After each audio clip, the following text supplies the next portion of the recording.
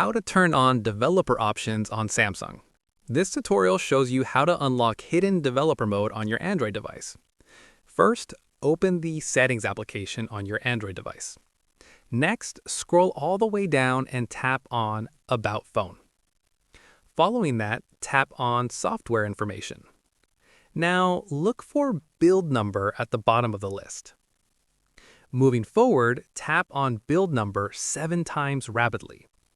You'll see a countdown message appear saying you are now X steps away from being a developer.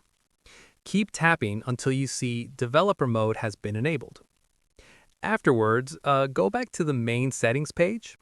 Scroll down and you'll now see developer options appear above About Phone. Tap on Developer Options to access all the advanced settings. Your developer mode is now activated and ready to customize. And that's it. If this tutorial helped you turn on developer options on Samsung, give it a like. Subscribe for more Samsung tips and tricks, and tap the bell icon for notifications. See you in the next one.